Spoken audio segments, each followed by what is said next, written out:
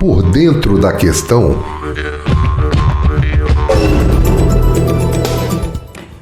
Bom, e hoje nós estamos aqui conosco ao vivo, e essa quarta-feira vai dar certinho, que é o Elpson, que é um professor que veio conversar conosco, é um professor universitário, ele mesmo vai se apresentar, e o Cristiano. Bom, gente, nós estamos, como vocês viram, na Voz da Comunidade, nós estamos discutindo o que é a meritocracia e como ela não tem nada a ver com a qualidade do trabalho e serve para impor um ritmo alucinante aos trabalhadores, que desgasta a sua condição objetiva de trabalho e, ao invés de ter mérito, tem desmérito, porque o serviço prestado é de pior qualidade. O lucro aumenta, a pressão aumenta, mas a qualidade do trabalho não aumenta. Então, hoje a gente vai dar um foco no por dentro da questão, no serviço público. E vamos conversar com alguns professores e vamos conversar também com o Cristiano, que é um trabalhador do INSS e que vem sofrendo um problema muito grande. Cristiano, bem-vindo, muito obrigado por ter aceitado o nosso convite. Conta pra gente quais foram as últimas mudanças no INSS e que tem impactado muito o serviço e os trabalhadores. Bom dia, agradecer o convite aqui da Voz da Rede para estar falando sobre essa questão. Eu sou Cristiano, sou trabalhador no INSS, sou também diretor do Sinsprep São Paulo, que é o Sindicato dos Trabalhadores do INSS, e também da FENASPES, que é a nossa federação em nível nacional. Pois bem, a gente tem vivido na Previdência, o INSS tem sido manchete ultimamente aí, né, infelizmente por motivos negativos, mas os servidores do INSS sofrem ao longo do último período com uma lógica de trabalho que ela é voltada única e exclusivamente a metas de produtividade. Então, isso não é novo, isso vem ali de 2008, 2009, em que uma parte do salário, né, 75% do salário dos trabalhadores do INSS hoje, ele é uma gratificação chamada gratificação de desempenho. Mais especificamente, gratificação de desempenho da atividade do Seguro Social. E para se ter uma ideia, os novos servidores que entraram recentemente, aí, ano passado, aí também esse ano, na carreira do Seguro Social no INSS, concursados, aí vamos lembrar que foi uma vitória importante, os últimos concursos que nós tivemos foram frutos de greve, eles entraram com um chamado salário base inferior a menos da metade do salário mínimo. Todo o restante do salário do servidor é uma meta de produtividade. E no começo deste ano, nós tivemos a implementação no INSS do chamado Programa de Gestão e Desempenho.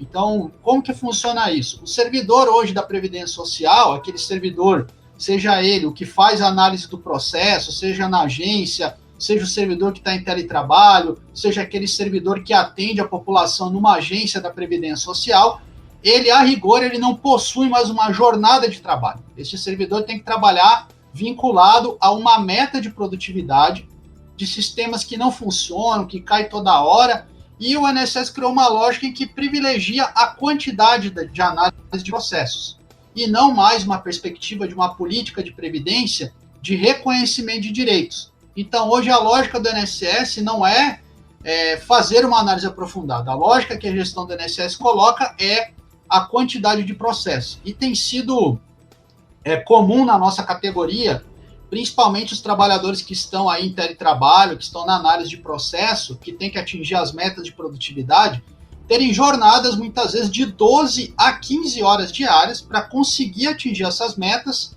e isso levou a um adoecimento muito grande da categoria.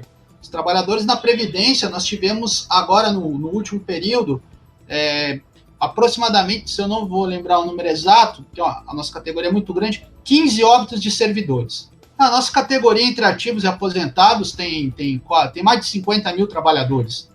Mas o que salta aos olhos é a idade desses trabalhadores. São trabalhadores entre 35 e 50 anos que faleceram por doenças que elas são mais comuns quando a pessoa é idosa.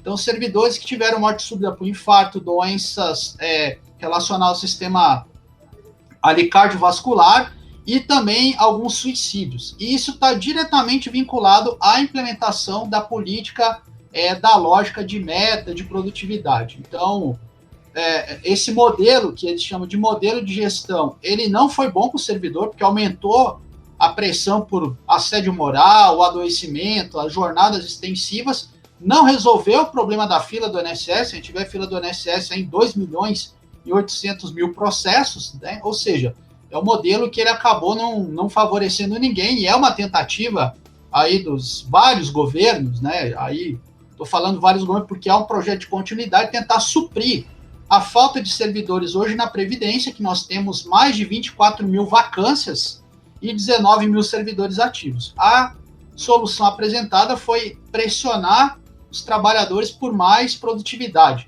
E aí também nós tivemos, a gente viu recentemente aí na imprensa também, né, circulando as informações, que a fila seria devido ao não pagamento do chamado bônus de produtividade. Então, além dessas metas, se o servidor atingir a sua meta ordinária, vamos dizer assim, ele pode fazer um bônus, ele pode trabalhar horas a mais, analisar processos além da meta e receber um adicional por isso. Aí nós temos que levar em consideração que, desde ali de 2017, a gente vem com um aprofundamento do arroxo salarial muito grande. Então, muitos trabalhadores, além da meta, fazem o bônus de produtividade para conseguir ali suprir as perdas salariais, o que acarretou em um grau ainda maior de adoecimento na categoria de jornadas extensivas, né? Uma coisa que eu acho importante destacar é o que você falou aí. Reduzir o número de trabalhadores, aumenta a jornada de trabalho, afasta o trabalhador da pessoa que vai requerer o direito no INSS, porque está cada vez mais distante, mais virtual. E, gente, não se trata de quantidade de processos que se analisam. Porque, veja, vê se é isso, se eu estou certa. Tem uma métrica da análise de processo, certo? E a métrica não é para dar positivo para o trabalhador. Em geral, é para criar condições para recusar o benefício para o trabalhador. Ao você não ter uma análise profunda do processo, que tem o servidor lá, o indivíduo humano, analisando as condições objetivas, a gente acaba tendo mais resultados negativos para o trabalhador que está requisitando o benefício no INSS do que positivos. Estou errada nessa avaliação? Na verdade, o que acontece? Hoje, muitos dos processos no INSS, eles passam pela chamada análise automática. Aí nós temos que entender o seguinte: a análise automática, ela só vai estar correta, essa análise, se aquele trabalhador tiver um cadastro, né, o CNIS, o chamado CNIS, assim, impecável. Mas a gente sabe, como você mesmo já antecipou, a situação da precariedade dos vínculos empregatícios. Então, é muita informalidade, muitas vezes empresa que não dá baixa na carteira, não dá baixa no sistema. Então, raramente um trabalhador vai ter um cadastro impecável que ele vá para análise automática, né? E o que acontece? Alguns desses casos que vão para análise automática, a maioria dos indeferimentos são indeferimentos da análise automática. Então, como o INSS criou uma lógica de produtividade, não de atendimento ao segurado, essa pessoa, você já deve ter visto esse caso, eu não entendo por que meu processo foi negado. Aí muitas vezes vai ver, aquele processo sequer passou por um servidor, e às vezes é uma questão simples de cadastro. Então, muitos dos indeferimentos automáticos não são os que passam pela análise do servidor, né? Eles passam ali pela análise automática. Quando vai para o servidor, muitas vezes tem que se fazer uma exigência, pedir um documento para comprovar o vínculo, né? E aí a pessoa não tem esse documento, ou muitas vezes tem erros nos sistemas, né? Então, isso acarreta ali também uma pressão muito grande em cima do trabalhador, porque é uma pressão em que, se eu analisar um processo de alta complexidade ou um processo simples, a pontuação é a mesma, né? É a mesma. Então, hoje, o servidor do INSS, ele não tem mais nenhuma autonomia sobre seu processo de trabalho. E muitas vezes, se ele está analisando um processo mais complexo, ele é pressionado muitas vezes pela chefia, pressionado ali pela gestão: você tem que concluir esse processo, tem que concluir, por mais que às vezes você faça uma exigência, faça um pedido de documentação, né? Mas tem isso da análise automática, porque acham que inteligência artificial e mundo digital, né, ninguém que está defendendo voltar à máquina de escrever. Mas isso não tira a necessidade do atendimento presencial nas agências. Isso é importantíssimo. Então, houve essa precarização, né? E o nosso receio é que essa atribuição, que é uma atribuição da carreira do Seguro Social, atendimento nas agências, a orientação quanto aos direitos previdenciários, que isso seja, aí, principalmente com o avanço da reforma administrativa, que isso acabe sendo terceirizado e que o servidor do INSS vá única e exclusivamente para uma atividade que eu digo que é desumaniza, né? Muito servidor que já entrou direto na análise remota, ele não tem o pertencimento de entender que aquele processo que ele está analisando é um trabalhador, é uma pessoa doente, é um viúvo, uma viúva que está ali requerendo a pensão, é uma mãe que está procurando salário maternidade. Então tem essa desvinculação também, muitas vezes, do processo do fator humano, né? Que é aquilo que nós fazemos ali, que é atender pessoas e garantir os direitos previdenciários dos trabalhadores. Cristiano, segura aí que a gente vai tentar voltar um pouquinho sobre a reforma administrativa. Mas eu queria falar agora com o Elbson, agradecer a presença. O Elbson é professor no Maranhão, né? Nós colocamos aí uma informação não errada, mas ultrapassada, que ele não está mais na coordenação do curso, mas não tem problema, tem o mérito da pesquisa assim mesmo. Elbson, muito obrigada pela sua presença aqui. E queria que você tocasse um pouco nesse assunto, né? Como é que é a meritocracia, como é que ela funciona na educação e quais são os efeitos dela, negativamente ou positivamente, se assim o entender. Bom, boa tarde, colegas, a Voz da Rede, Cristiano, colegas que nos ouvem, nos veem. É uma satisfação poder participar. Sou professor aqui na Universidade Federal do Maranhão, no Departamento de Economia, da pós-graduação, e também participo do movimento sindical, da base do ANDE, Sindicato Nacional, fui aqui presidente da Pluma, que é a nossa seção sindical. Faço parte aí do grupo de oposição ao sindicato, né, alinhado também com a CSP com lutas, né, dentro de um coletivo chamado Coletivo Andes em Luta, né, então, na verdade, tem essa dimensão, digamos assim, de pesquisador, mas também militante, né, então esse é o meu olhar, né, não apenas como um professor, mas também como um militante também no movimento sindical.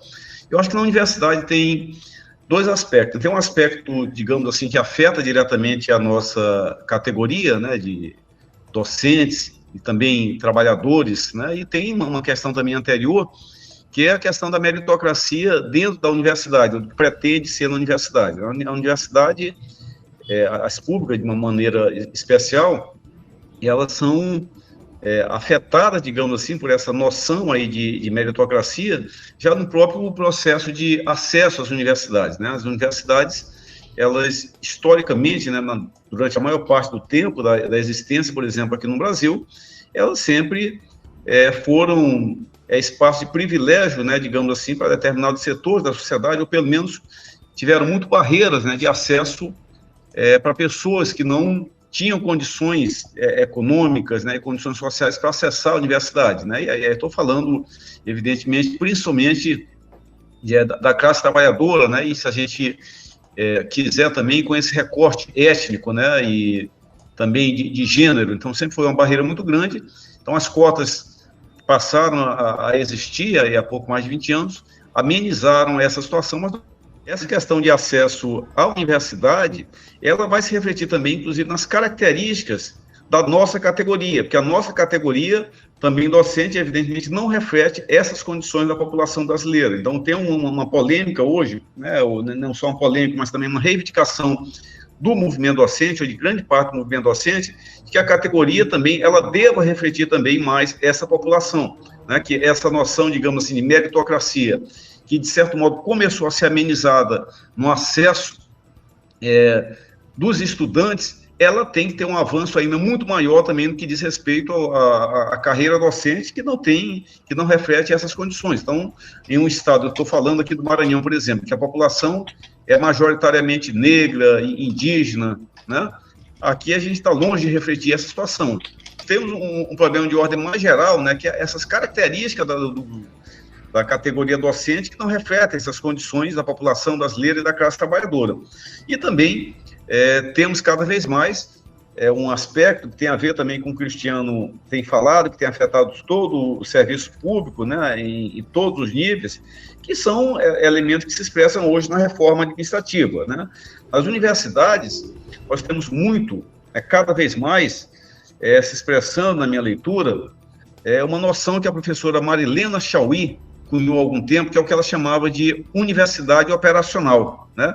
Essa universidade operacional, ela teria essas características gerenciais, né, pretensamente voltadas aí mais para atender o mercado, e que trazia para as universidades essa lógica privada, essa lógica gerencial de funcionamento. Então, em que se estimulava a produtividade, né, tanto aí dos estudantes, dos técnicos administrativos e também dos professores, né? Então, essa lógica, né, do que a professora identificava há algum tempo, ela está muito expressa agora nessa reforma administrativa, que o Cristiano também indicava, que vocês também estavam colocando, né, que afeta, que deve ser realmente uma luta de todos os servidores, porque a gente não pode pensar, né, que essa lógica, né, da reforma administrativa, dessa lógica gerencial, ela possa ter numa universidade pública que tem uma outra dimensão, que não é uma dimensão para o lucro, pelo contrário. Então, penso que esse é um desafio.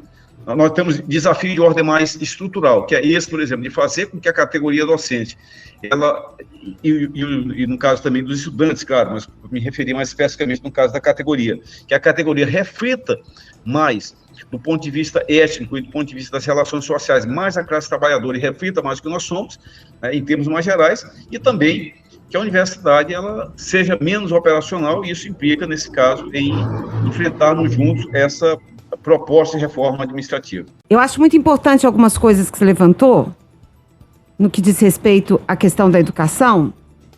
Vou te jogar algumas questões aqui e você me diz se eu estou certo ou não. Bom, quando a gente fala da meritocracia, a gente está falando numa discussão de um mundo que joga para os trabalhadores a responsabilidade do sucesso deles devido ao seu mérito ou não. É como se tivesse, de fato, oportunidades iguais para todo mundo, né? Ou que se tivesse avançando nas oportunidades iguais para todo mundo, e as pessoas conseguem mais ou menos em termos de rotatividade, trabalho, porque tem seu mérito ou não. Ao mesmo tempo que as condições de trabalho são cada vez mais precarizadas, e o que se interessa são tabelas, números, e que não tem a ver com a qualidade objetiva. Principalmente no serviço público, aí, como o Cristiano falou, né, no INSS, que tem a ver com o atendimento direto da população, e que tem a ver com uma análise, às vezes, concreta da vida da pessoa, né? Lembrando, gente, que boa parte dos trabalhadores no país não tem acesso a um grau de informatização, ou não tem os dados da sua vida funcional completamente equilibrados, né? Visto que uma parte deles ainda passou parte da sua vida de trabalho no campo, na cidade. E na universidade é a mesma coisa. Veja, nós tivemos um processo, e você citou isso aí, que foi muito importante, de ampliação do acesso à universidade. Tanto com as medidas de cota, quanto com alguns programas, né? Tipo Reúne, ProUni. Ao mesmo tempo que você tem uma ampliação do acesso, você não tem uma ampliação equivalente do número de trabalhadores, do financiamento das instituições públicas e, ao mesmo tempo, um processo de privatização, né? Aqui em Belo Horizonte, a gente vive uma situação na UFMG de que muitos dos laboratórios, muito da produção científica que é feita numa universidade pública, o patrimônio dessa produção não é nosso, é da iniciativa privada, né? Então, depende muito disso. Eu queria que você me dissesse um pouco dessa relação, da ampliação de vagas, da ampliação do acesso, mas, ao mesmo tempo, de uma precarização do trabalho. Isso confirma, não confirma? Pois é, confirmo sim. E aí talvez um pouco de vício acadêmico, eu sempre gosto de lembrar, né, eu lembrei da Madalena Chauí, eu sempre gosto, quando eu faço esse debate, de lembrar também de um outro autor, também uma referência do ponto de vista assim, acadêmico, de refletir a universidade, que é o Maurício Trachtenberg, né? O Maurício Trachtenberg, né, algumas pessoas que estão me ouvindo talvez conheçam, ele falava que na universidade a gente identifica muito o que ele chamava de delinquência acadêmica, né? Na verdade, para dizer que a universidade, ela reflete as relações de classe, a universidade tem luta de classe, então, muitas vezes se tem uma ilusão que a universidade ela é uma coisa neutra, tal, assim, não.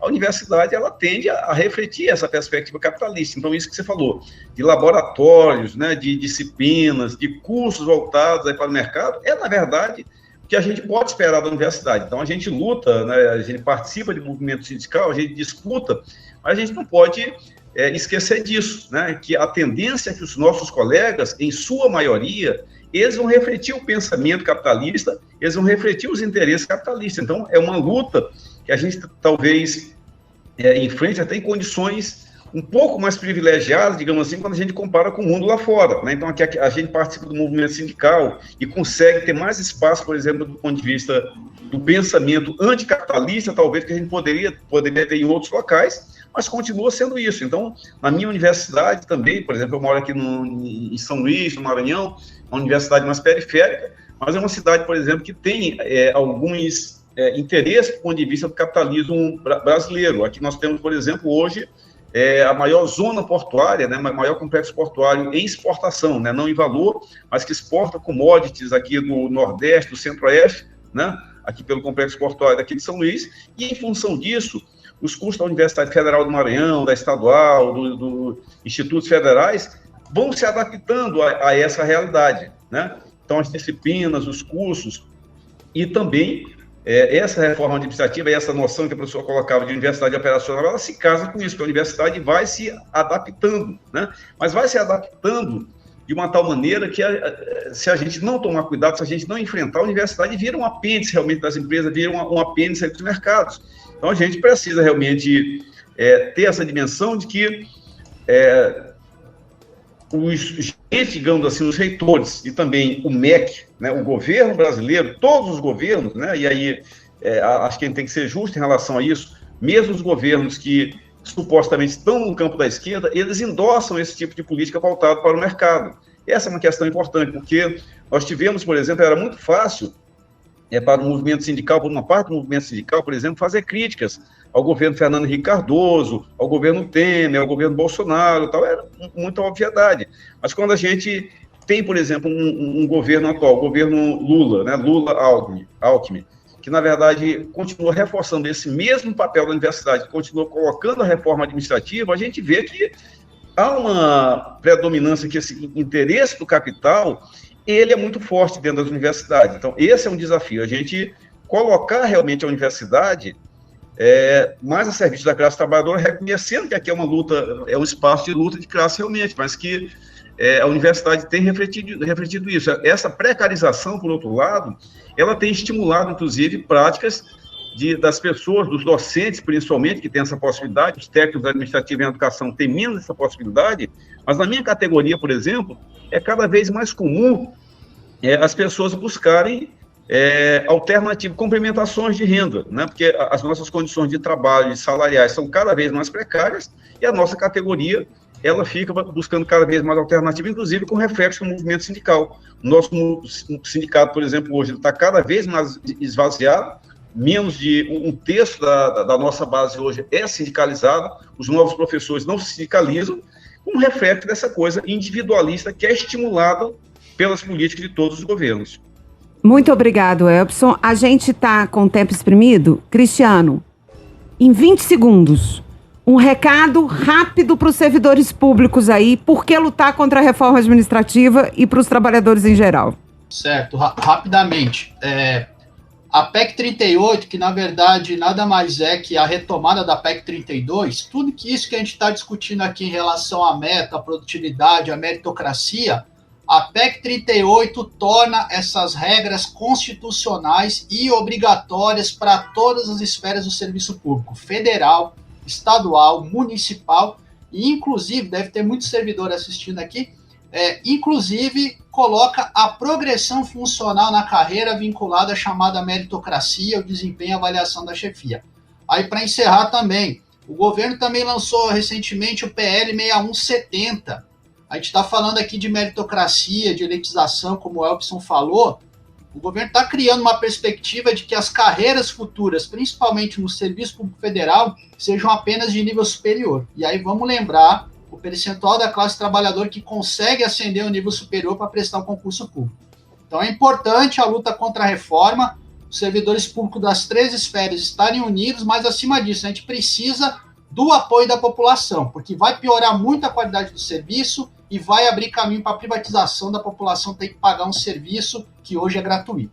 Obrigado aí pelo espaço, pelo debate, estamos à disposição. Agradeço muito a participação dos dois e vou pedir desculpas para aquelas pessoas que estão nos acompanhando, porque nós não vamos, por uma questão de tempo, conseguir reproduzir aqui a entrevista com a professora Flávia e com o professor Fernando. São entrevistas muito importantes, porque eles retratam, gente, uma realidade que está batendo na nossa porta aqui em Minas Gerais, que é a situação das escolas de São Paulo, que estão vivendo uma situação catastrófica. É o Tarcísio querendo tomar a frente, está disputando com o Zema, quem chega na frente e quem desmonta primeiro o serviço público. Mas no próximo programa a gente traz aqui. E mais uma vez, muito obrigada aos dois pela participação.